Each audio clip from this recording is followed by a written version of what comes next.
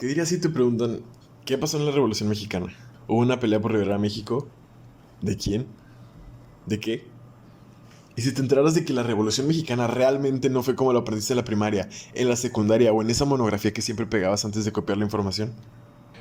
¡Ah, mierda! La Revolución Mexicana es un capítulo muy importante en la historia de México, marcado por una década de lucha, transformación política y sobre todo social. Este movimiento revolucionario tuvo lugar entre 1910 y 1920 y surgió inicialmente como respuesta a décadas de opresión, desigualdad y corrupción bajo el régimen del presidente Porfirio Díaz.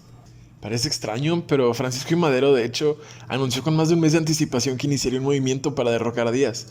Desde 1909, un año antes de iniciar el movimiento, Francisco I. Madero había fundado su partido antirreeleccionista, y para el 5 de octubre de 1910, Madero promulgó el Plan de San Luis, en el que llamaba a la gente a tomar las armas el 20 de noviembre a las 18 horas. Para esto, Madero se encontraba en Texas, huyendo del gobierno que lo acusaba de rebelde, y cuando llegó el día, Madero atravesó el río Bravo y llegó a México, donde fue recibido por un pequeño grupo que lo apoyaba. Los pocos levantamientos que hubo aquel 20 de noviembre estuvieron muy lejos de la capital y tomó mucho tiempo para que el movimiento cobrara verdadera fuerza. Sin embargo, algo dio inicio ese día: revolución. Pero a todo esto, ¿por qué ocurrió esta revolución? Durante el gobierno de Díaz, México creció como nunca. Modernizó sus infraestructuras, pasando de ser puro monte a desarrollar sus pueblos en ciudades modernas. Se promovió el negocio extranjero, sobre todo con Estados Unidos, y en esto mismo trajo un gran crecimiento económico, salvo que no todo puede ser beneficioso.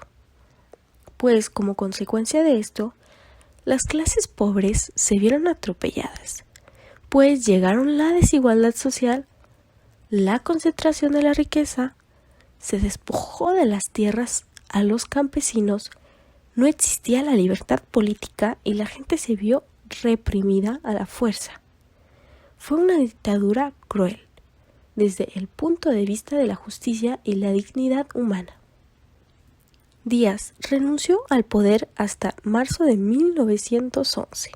El oaxaqueño era ya un hombre de más de 80 años, por lo que, viendo las revueltas que había iniciado desde hacía prácticamente un año, renunció al poder, sacó sus pertenencias de la residencia oficial y se dio al exilio.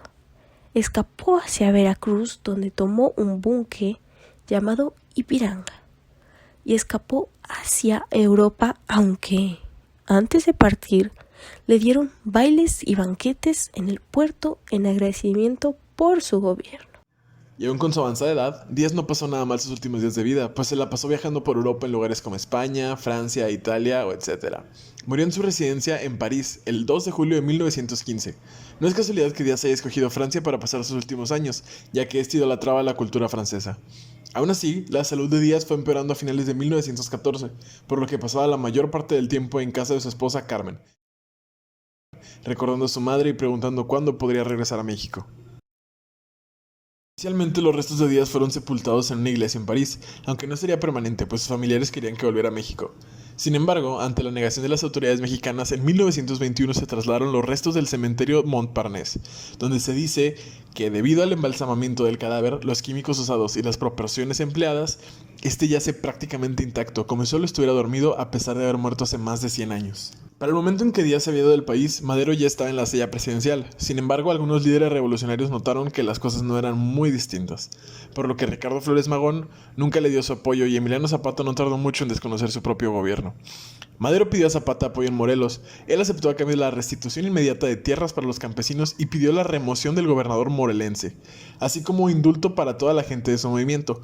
Madero se negó y Zapata promulgó el 28 de noviembre de 1911 el Plan de Ayala, en el que desconocía el gobierno maderista por haber traicionado las causas campesinas.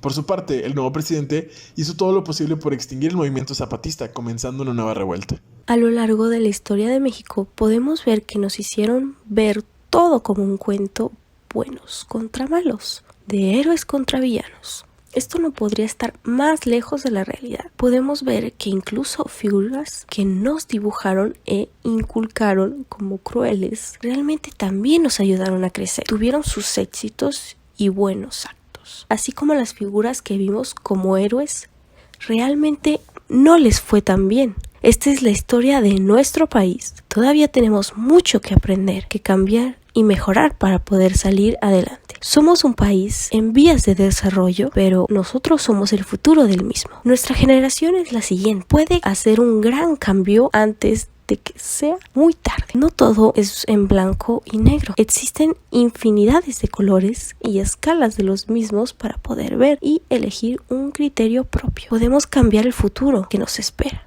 Sin embargo, no podemos cambiar nuestro pasado, porque es nuestra historia y la de nuestra identidad. Es necesario conocerla. Aprende de sus aciertos y, sobre todo, de sus errores.